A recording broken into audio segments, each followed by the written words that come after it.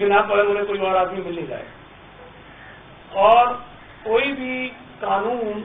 अगर आप person specific बनाते हैं, किसी एक आदमी को सामने रखकर बनाते हैं,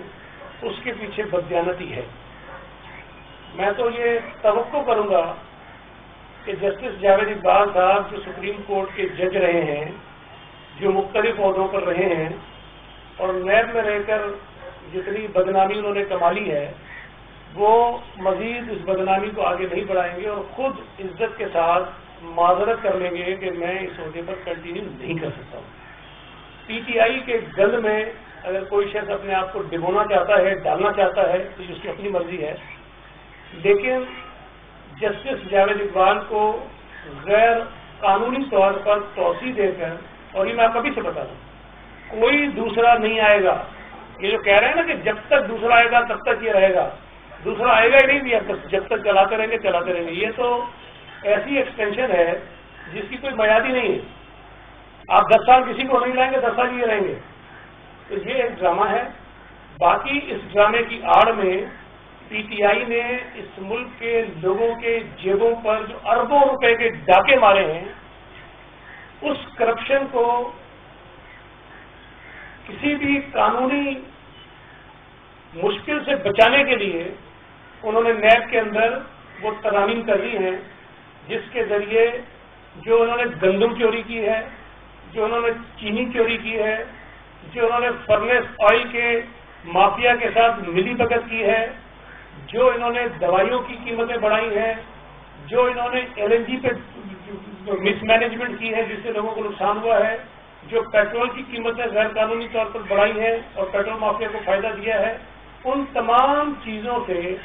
अपने एटीएम्स को बचाने के लिए, महफूज रखने के लिए ये नई कानून साजी की गई। तो ये एनआरओ नहीं है, ये सुपर एनआरओ है पीटीआई के एटीएम्स के लिए और वजीर आजम के एटीएम्स के लिए।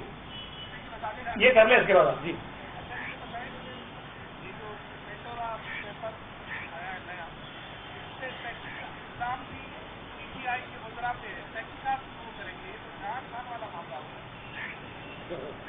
इमरान खान साहब ने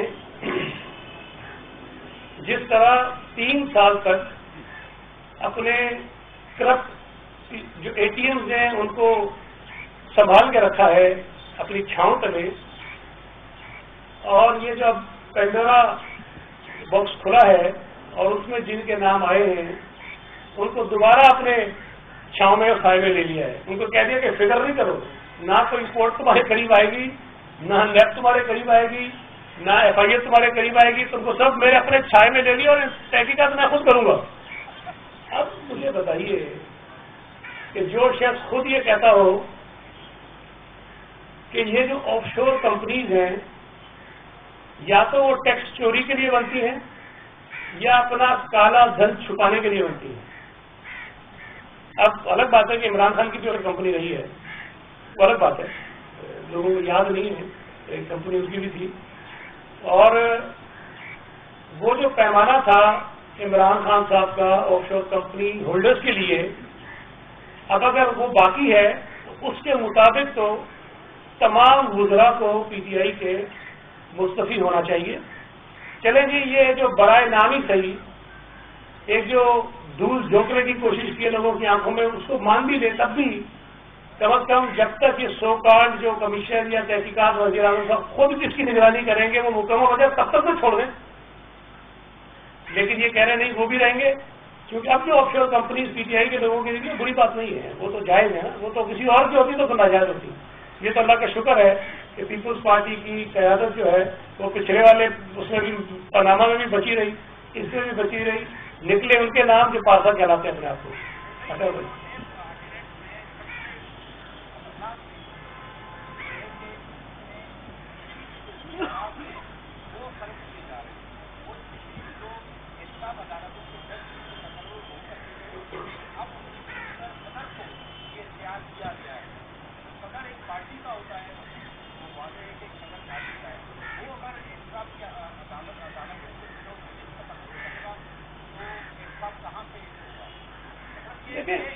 मैं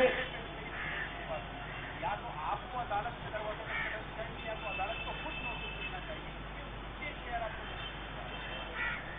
دیکھیں میں یہ جو آپ کہہ رہے ہیں ایک بہت خطرناک، ایک نہیں یہ سارے کا سارے خطرناک ہے، اور یہ سارے جتنی چیزیں اس کے اندر ڈالی ہیں نا وہ آئی واش ہیں، تاکہ وہ جو جسٹس جاوید اقبال کو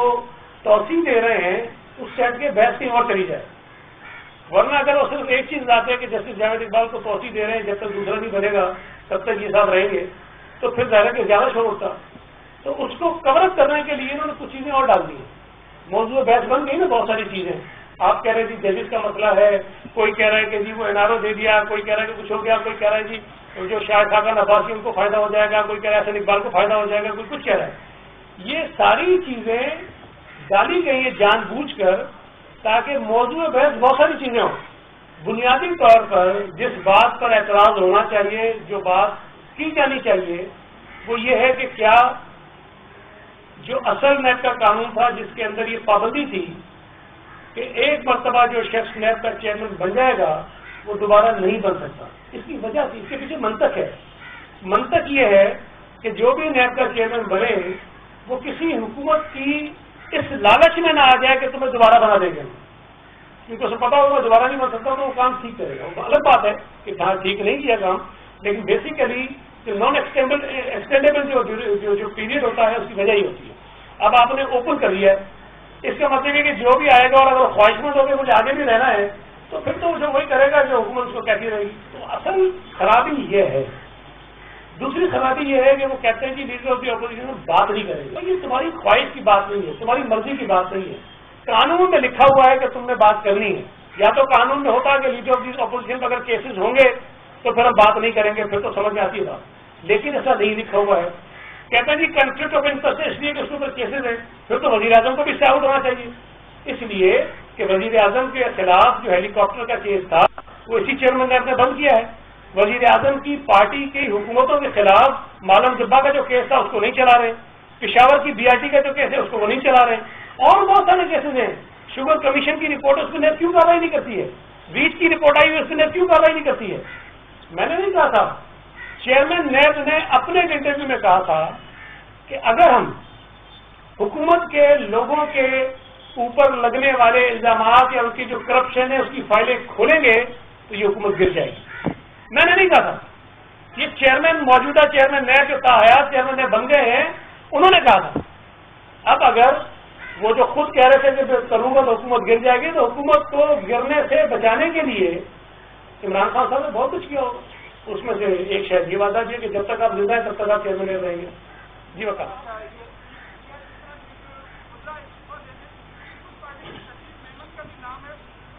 وہ وزیر تو نہیں ہے نا، وہ وزیر تو نہیں ہے۔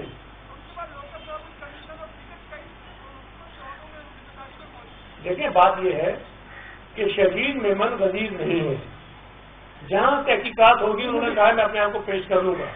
اگر تو وہ وزیر ہوتے اور پھر میری یہ ڈیمانڈ ہوتی تو آپ کہتے ہیں پہلے ان کو ریزائن کرائیے پھر وہ کرے نا، تو میرا خیال ہے کہ شہید میمن میں شوکت کریم میں اور بہت سارے لوگوں میں تھوڑا سا فرق ہے۔ جی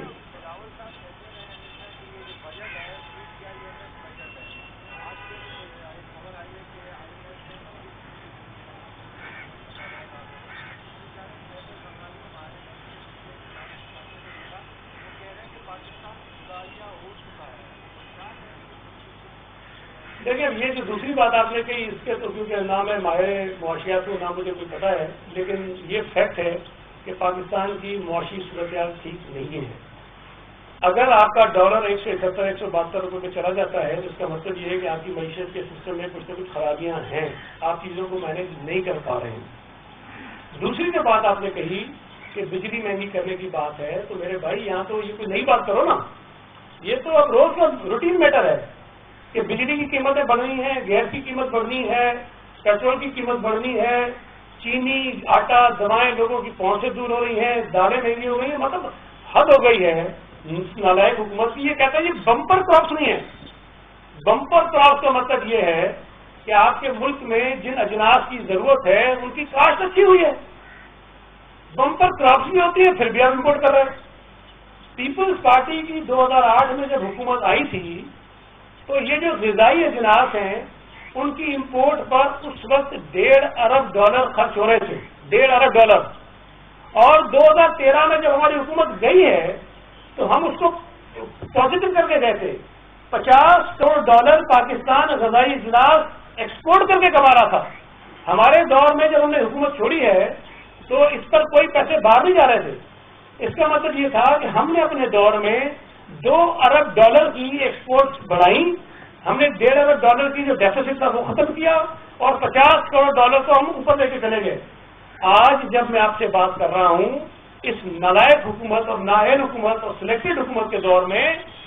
اس ملک کی غذائی اجناس پر جو پیسہ خرچ ہو رہا ہے ایکسپورٹ کرنے پر امپورٹ کرنے پر وہ $4 ارب ہیں. $4 ارب تقریباً جو ہے اس کی غذائی اجناس جو ہے وہ امپورٹ کی جا رہی ہے. جب آپ کو ملک میں چینی رکھنی چاہیے آپ امپورٹ کر دیتے ہو, ایکسپورٹ کر دیتے ہو. پھر وہی چینی قلت کا بہانہ کر کے آپ واپس منگا لیتے ہو. جب آپ کو گندم رکھنی چاہیے آپ گندم باہر بھیج دیتے ہو اور پھر اس کے بعد اس سے گھٹیا گندم جو ہے زیادہ پیسے میں آپ واپس منگا لیتے ہو. آج یہ ہم پر الزام لگا رہے تھے کہ جی سندھ حکومت جو ہے وہ گندم ریلیز نہیں کر رہی اس لیے ملک میں آٹا مہنگا ہے. پنجاب تو ریلیز کر رہا ہے نا. میں نے آج ٹی وی میں صبح رپورٹ دیکھی کہ پنجاب میں آٹا نہیں مل رہا, لوگوں کو نہیں مل رہا ہے. اصل ایشو ڈیٹ کی ریلیز کا نہیں ہے. سندھ حکومت کے ماضی کی پالیسی دیکھ لیں. ہماری پالیسی کی وجہ سے ہمارے صوبے میں کم از کم گندم کا اتنا بحران نہیں آیا. حالانکہ ہمارے یہاں گندم اتنی پیدا نہیں ہوتی. ملک کی 70% سے زیادہ گندم تو پنجاب پیدا کرتا ہے اور اس پنجاب میں جو اپنی ضرورت سے زیادہ گندم پیدا کرتا ہے وہاں اگر لوگوں کو گندم نہ ملے تو سندھ کا قصور ہے. یہ اس میں مس مینجمنٹ سے زیادہ ان کی اے ٹی ایم کی اپنی کرپشن ہے. یہ ایسا نہیں ہو سکتا میرے بھائی کہ اتنی بڑی تعداد میں ان کا وزیر اسمبلی میں کھڑے ہو کے کہہ دے کہ 66 لاکھ ٹن گندم کہاں چلی گئی مجھے نہیں پتا. یہ فیڈرل منسٹر کہہ رہا ہے. تو یہ میں سمجھتا ہوں کہ اس ملک کے لوگوں کا جو عذاب ہے پی ٹی آئی کا حکومت کا کہ مہنگائی اتنی ہوئی ہے کہ پیٹرول کی قیمت پاکستان کی تاریخ کی ہائیسٹ پہ ہے, ڈیزل کی قیمت ہائیسٹ ہے, ڈالر کی قیمت ہائیسٹ ہے, چینی کی قیمت ہائیسٹ ہے, گندم کی قیمت ہائیسٹ ہے. کون سی ایسی چیز ہے جو یہ کہہ سکتے ہیں کہ یہ ہمارے دور میں ہم آئے تو یہ چیز سستی ہو گئی ہے. باقی پتہ نہیں انہوں نے لوگوں کو بکرے دینے تھے, انڈے دینے تھے, پتہ نہیں وہ بھنگ کی فصلیں لگانی ہے, پتہ نہیں اور کیا کیا کر رہی ہے, وہ تو پتہ نہیں کدھر ہے. سمجھے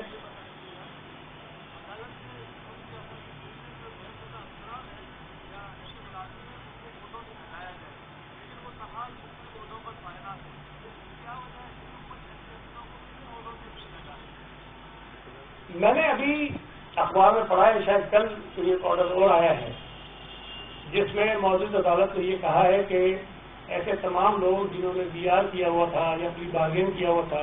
یا کنوکٹڈ تھے ان کو ہٹا دیا جائے. لیکن مجھے कराची में सूबाई वज़ीर सईद गनी प्रेस कॉन्फ्रेंस करे रहियो आहे. सईद गनी जो चवणु आहे त हिन दफ़े पीटीआई खां वधीक पीपल्स पार्टी खे माण्हुनि वोट ॾिना आहिनि.